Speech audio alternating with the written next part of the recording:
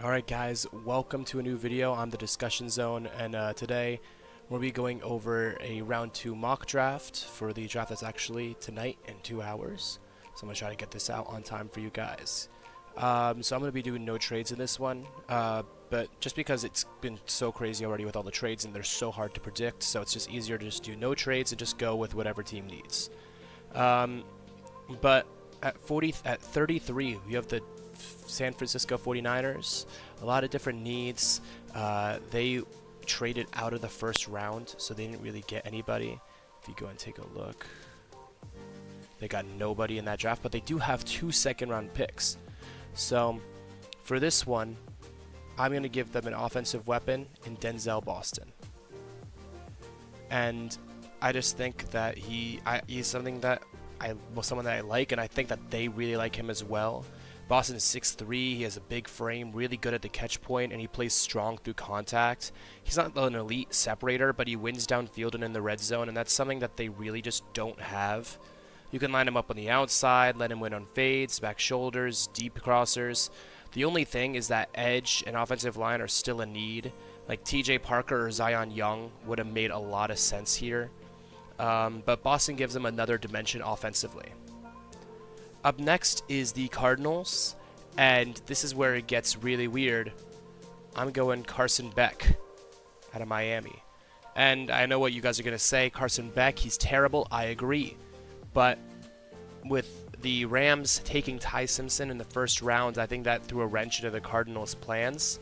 And I still think they need to draft a quarterback as for them to play with, because they can't just go forward with their current quarterback situation.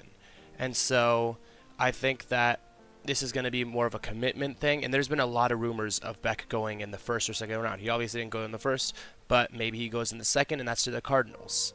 And he's a rhythm passer. He's got good size, a decent arm, and he operates really well when things are on schedule.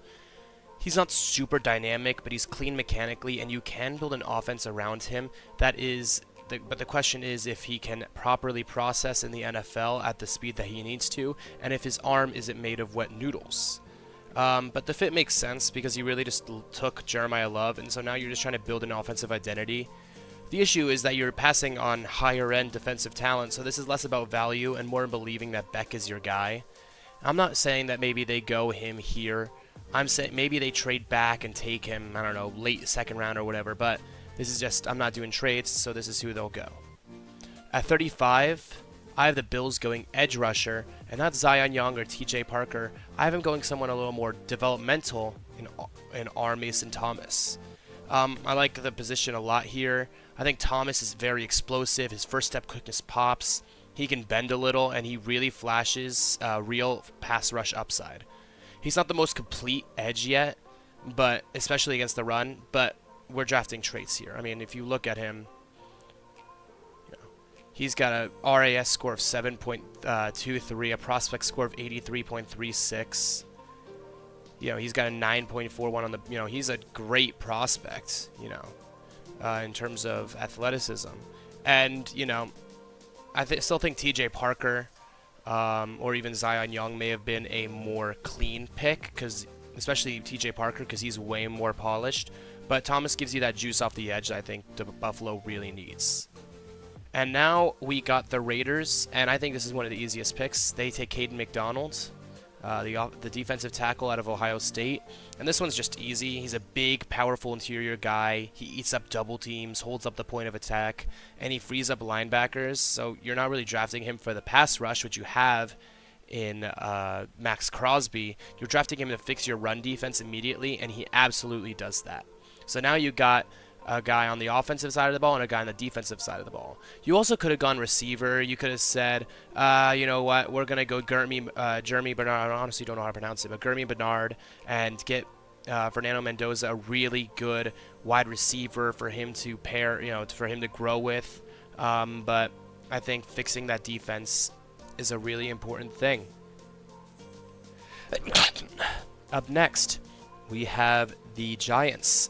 And I think the Giants need to replace the hole that was left by trading Sexy Dexy.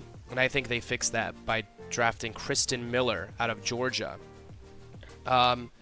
I think he's just strong, physical, he plays with good leverage, and he's consistent. He's not really flashy, but he does his job every snap. And that's exactly what the Giants need on the inside. At 38, the Texans, I think, go linebacker, and they take C.J. Allen. This is just a really clean linebacker prospect. He reads quickly, flows to the ball, tackles well, and he really doesn't miss assignments.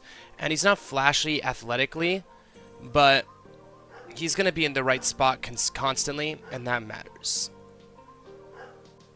Alright, I actually had to pause the recording because my dogs started barking at nothing, but here I am again. So now we got the Browns at pick 39. And the Browns had a very good first round, I think. They took Spencer Fano, a really good offensive tackle who's very versatile. He can play guard, he can play tackle, because he's got some shorter arms, so it's a question if he can play tackle, but I think he's got that movement that allows him to play tackle at a good level. And then he took Casey Concepcion, wide receiver out of Texas A&M in the first round, and I think that's just a great pick all around for them. You know, and if he can fix up those drops, which really are just more laps in, you know, focus. They're focus drops. So I think if they can fix that with him, he'll be a great player for them. But here, I think the slide stops for Jermon McCoy. Just like Will Johnson last year, who had knee issues, and he dropped through the first round, even though everyone thought he was a first-round talent. I think Jermon McCoy stops the drop here. I think the Browns see a player that is a top, you know, a better corner, just as a corner, than Mansour Delane, but just has a lot of injury concerns. And I think they say, yeah, why not take him and solidify up our defense? I mean, the guy's just got good length, fluid hips, can play man, he can drive on routes, and the injury is why he's here, but the talent is so obvious, and I just don't think there's any real reason why they would pass on him. At 40, I think the Chiefs, they could go a lot of things, because they had a pretty good first round too. They got Mansour Delane at 6 and Peter Woods at 29, and now they can go a bunch of things. They can go edge, wide receiver, offensive tackle, tight end. I don't think there's an offensive tackle worth taking here at the moment. Tight end, there's actually a couple. Oscar Delp, Eli Stowers, even Max Clare I could see. All very good. But I think you take Chris Bell out of Louisville. He's just a bigger receiver, got great body control. He tracks the ball well downfield, and he's not really a crazy separator. But, you know, like, he wins vertically, and he gives you a reliable target. I still think edge makes a lot of sense here. There's a lot of good edge rushers here. They could go Zion Young, TJ Parker, Gabe Yakis. Any one of those makes sense, but I think if they can really help their offense, which struggled a lot, this is a good pick. And now you have the Bengals. Boo. I think the Bengals just take Colton Hood. He's athletic, sticky in coverage, he plays aggressive, and can match up with different kinds of receivers, and that's exactly what they need.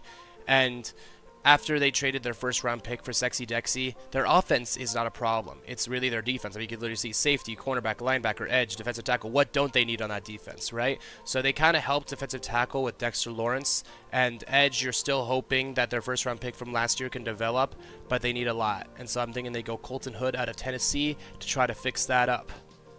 And now you got the Saints, and this is where the fall for TJ Parker stops. I mean, TJ Parker's just got a full skill set. He can rush, he can set the edge, he's strong, he plays with good technique, and this is a guy who really should not have fallen this far, but alas, I just took some higher upside guys over over him, but I think he's definitely a better edge than the previous ones who had gone, at least in the second round. But I think this absolutely helps the Saints, and then they got their wide receiver opposite of Chris Olave with their new quarterback, and now they have an edge rusher who I think is very, very good to help set up their defensive line.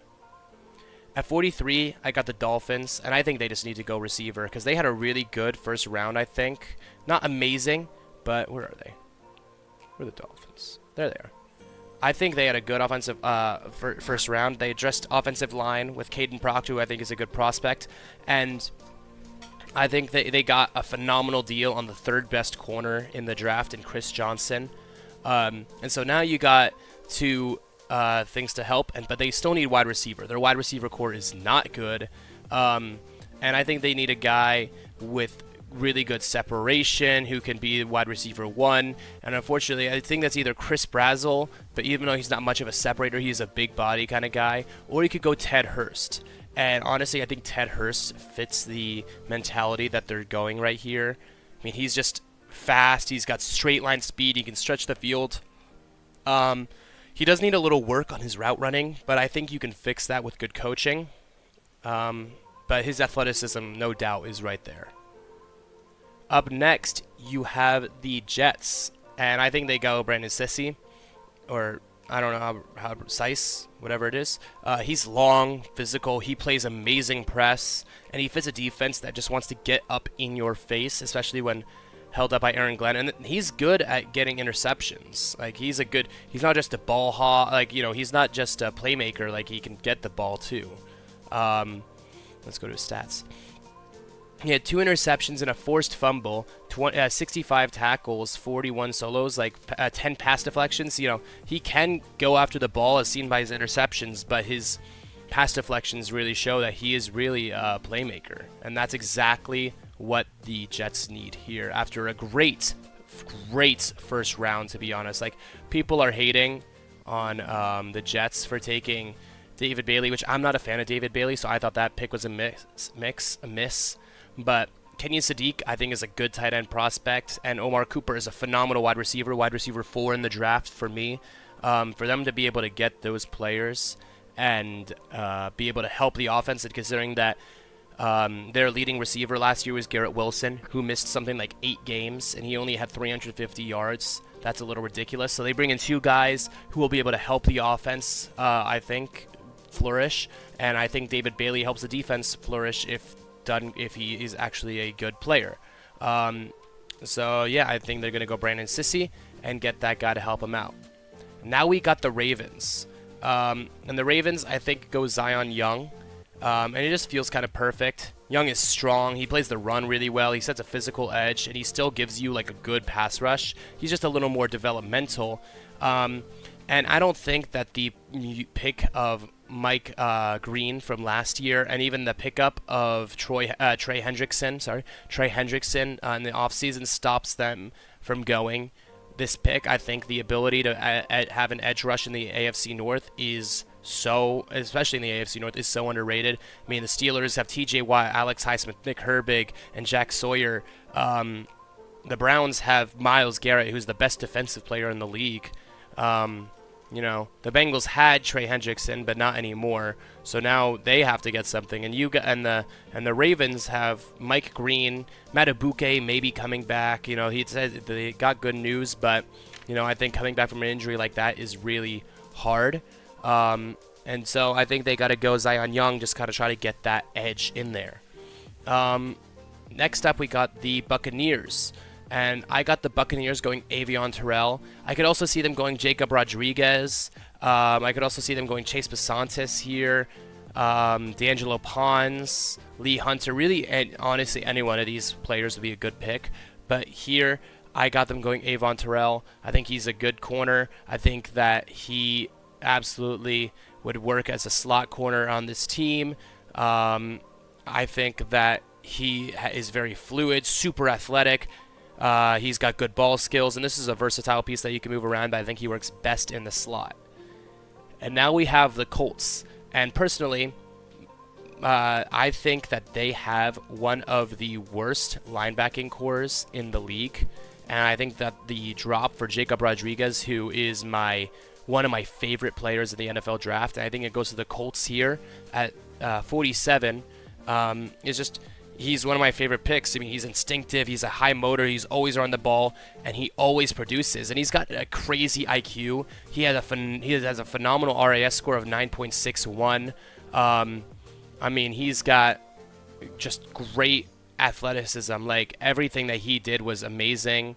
He's a phenomenal player. I think any team that gets him would be lucky to have him, and the Colts get him right here. Up next is the Falcons, and I think they would like to try to trade back into the later or the second round, maybe with the Chargers, something like that. Someone who can give them an additional thirds. Maybe the Steelers, right? If they want to trade up, if there's a player that they really like. But I think the Falcons need to fix up their defensive line. I think they need to get someone who can stop the run, and I think that's Lee Hunter. He's a big, strong interior guy. He controls gaps. He helps you on your run defense, and he's just now you're just building the trenches, especially with the new head coach. And now we get into the back half of the NFL draft in the second round, and for the Vikings, they had an interesting first round because everyone expected, including myself, expected them to take Dylan Tiananmen, but they ended up taking Caleb Banks instead. And so now I think they'll take McNeil Warren, who is a great fit for their scheme. He is a really versatile safety. He can play deep. He can come into the box. He's got good awareness, and he gives them flexibility on the back end, which is really nice, especially that because Harrison Smith retired after this offseason. And now you got the Lions. The Lions got offensive tackle Blake Miller in the first round, and I think they need to help their edge. And I think they're going to go Gabe Yakis here. Gabe Yakis has a great motor. He plays hard. He's got good power, and he fits perfectly opposite of Hutchinson. He's not really the most flashy pick, but he's definitely consistent, and I think he'll do well there. At 51, the Panthers take Eli Stowers, tight end, and I just think this is a really good fit. He has great size, and he's got great speed. He's athletic. He can move. He can stretch the seam. He can give them mismatch options. And this is really just about giving Bryce Young another pass catcher and giving him a chance to really succeed. If they surround him with all this talent and he's still unable to succeed, then they know they don't have their guy. But if he does succeed now with some extra help, then Eli Stowers would be a phenomenal pick for them. And now you got the Packers. And the Packers, I still think, need another wide receiver. I think Christian Watson is the clear wide receiver one on that team. He's a great wide receiver. He's just injury prone, which worries me. Matthew Golden last year had a really underwhelming rookie season. And so I think they will go Chris Brazzell. Be able to, he's got size and speed. He can stretch the field vertically, and there's a lot of upside there. And I think he fits what they like at wide receiver. And now we get to the Steelers. And I think the Steelers will also take a wide receiver. Unfortunately, after missing out on Mekhi Lemon in the first round, I still think they had a good first-round pick with Max. I think he's a great offensive tackle. I think he'll fit in really nicely at right tackle while we move Troy Fautanu to left tackle. I think that they will go Gurmy Bernard. I think that this is a really good fit. Bernard separates. He works the middle. He's quick in and out of breaks, and that's exactly what we're missing in this room. And he's just an all-around good guy. No real character issues. He doesn't really drop the ball, which is awesome. And I think he fits us perfectly. And if we can get a franchise right tackle, move Fatana to left tackle to replace Broderick Jones, who's coming off of that spinal fusion shit, and then get our wide receiver 2/3 of the future behind DK, I think that's a win in my book. And now we got the Eagles.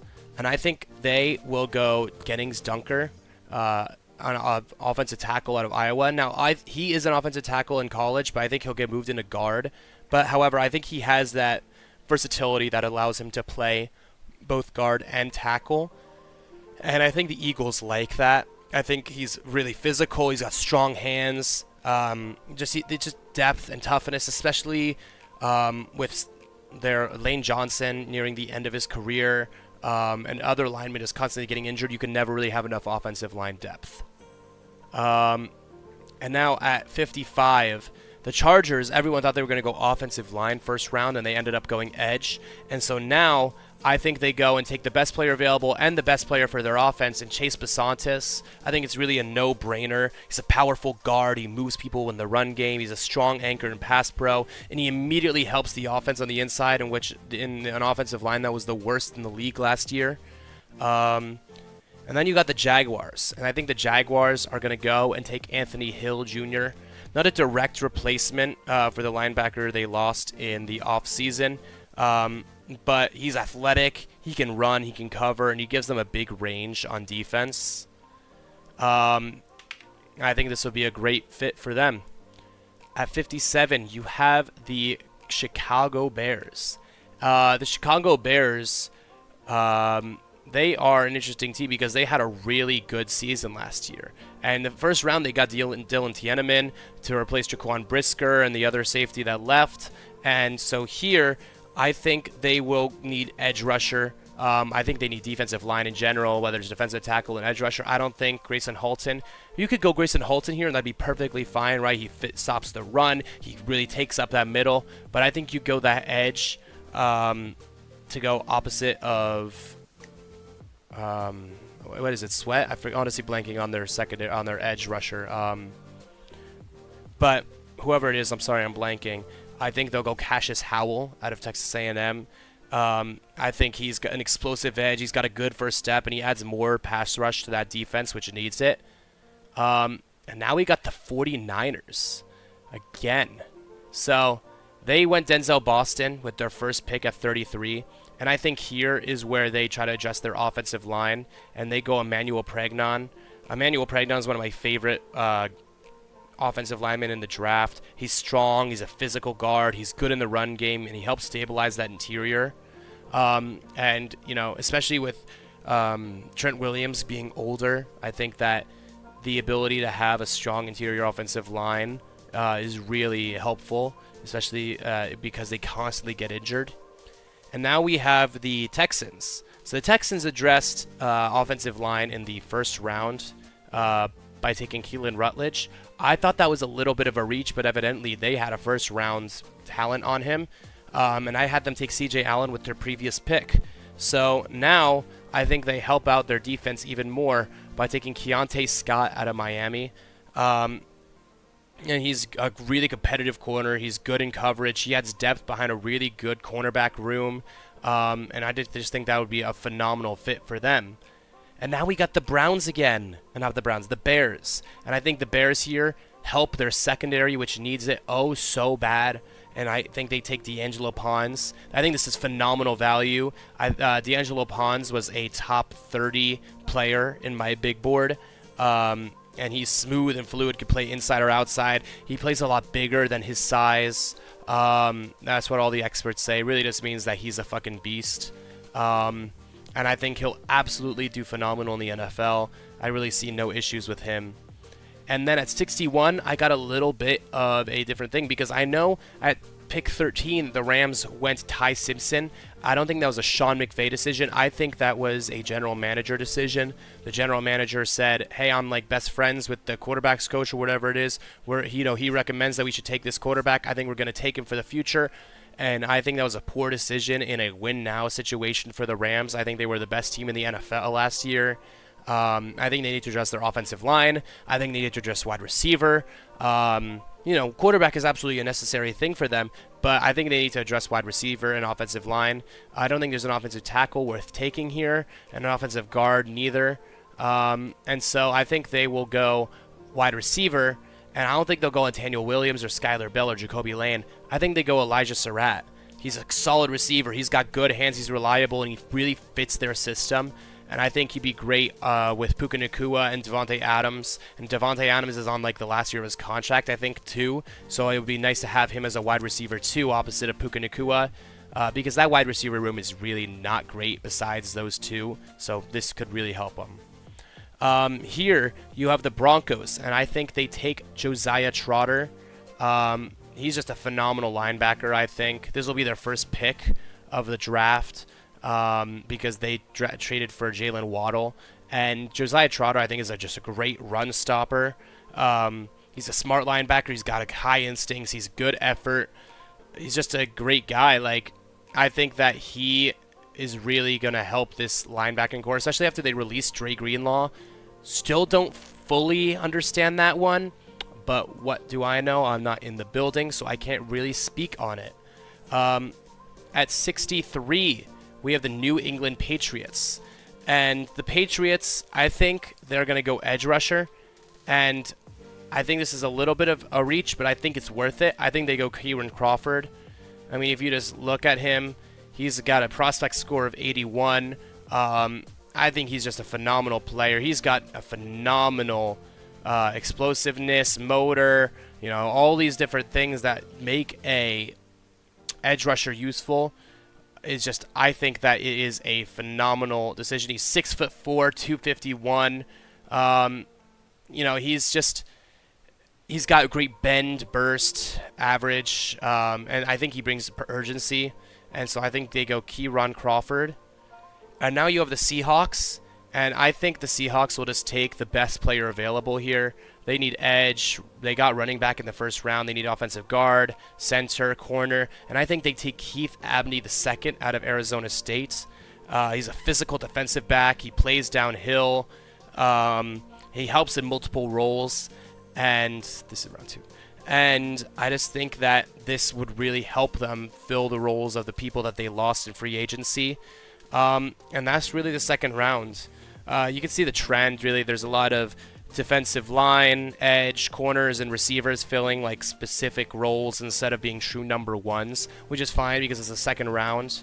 And honestly, Arizona taking Carson Beck at 34 is really the whole swing of everything, because it's just, you know, really questionable on whether or not they do actually take Carson Beck here. They could try to trade back in the later round and take him late second, early third, but who knows? That's just what the experts are saying, and so I'm just going along with it. Thank you guys so much for watching. I really do hope you enjoyed, and have a great day.